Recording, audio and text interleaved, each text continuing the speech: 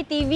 Dahil malapit na ang Pasko, special ang episode namin ngayon dahil ibibigay namin sa inyo ang first world winner dog in the Philippines at the World Dog Show 2023, si Dalbong at ang kanyang happy pet parents na si Wency Villanueva. Dito lang po yan sa Happy Pets, Happy Parents.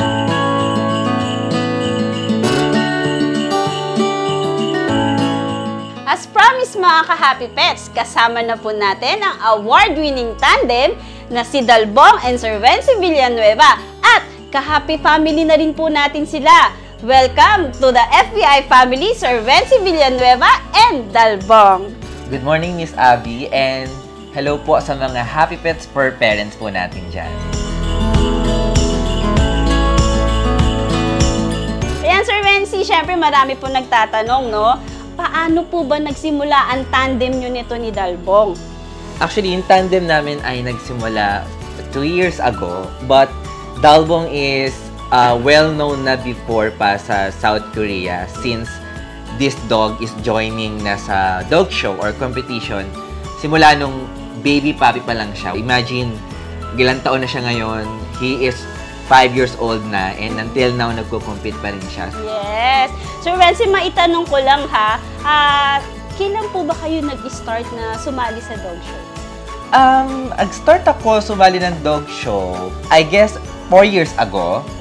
But before pa naman, per parent na talaga ako, pero hindi Corgi, Pomeranian. Oh, and until now, buhay pa rin yung Pomeranian na yun. Wow. 13 years old na siya, nandun siya sa mom ko ngayon, senior na. So paano nalipat from Corgi? So, galing ka from Pomeranian, tapos nalipat tayo bigla sa Corgi, no?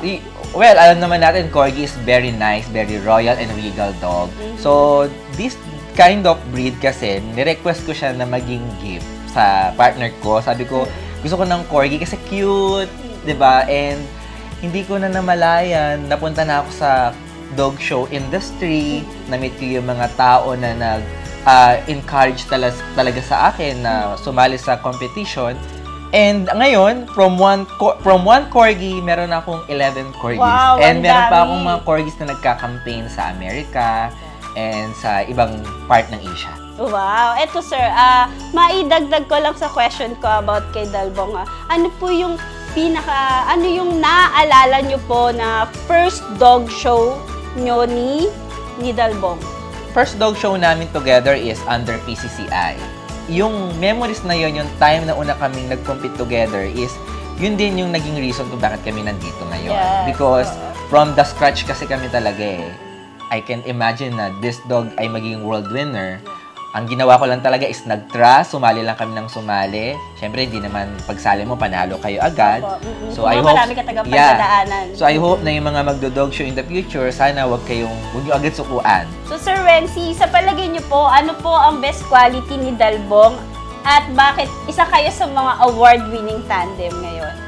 I think yung best quality nitong dog na to or ni Dalbong, yung kanyang temperament. When I say temperament, sa mga hindi nakakaalam, at least para aware din yung mga fur parents natin in the future, kung ano yung temperaments when it comes sa dog show, ito yung ugali ng aso.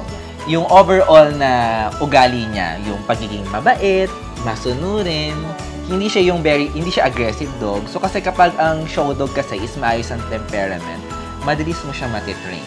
So, Sir Wency, ano po ba ang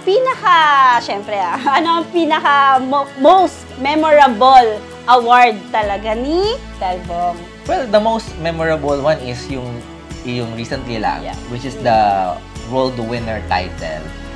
The World Winner title is the highest title na pwedeng maibigay sa isang aso.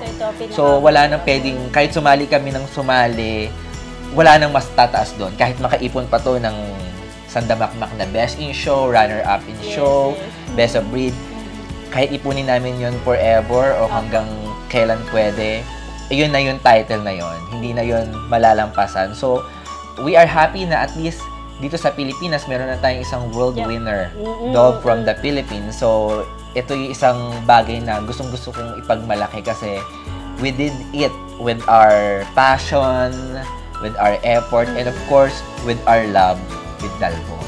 Ayan mga ka-Happy Pets, 2 days syempre before the Christmas, makakasama pa rin po ulit natin si Sir Vency and Dalbong dahil marami pa po silang ibibigay na advices and encouragement words para sa inyong lahat. Thank you so much, Sir Vency. And tutok lang po kayo, abangan niyo po ang susunod na episode together again with Dalbong. Ayan, maraming salamat, handsome Dalbong. Mga ka-Happy Pets, magkita-kita po ulit tayo next week. Kasama po ulit sila dito lang po sa Happy Pets, Happy Parents.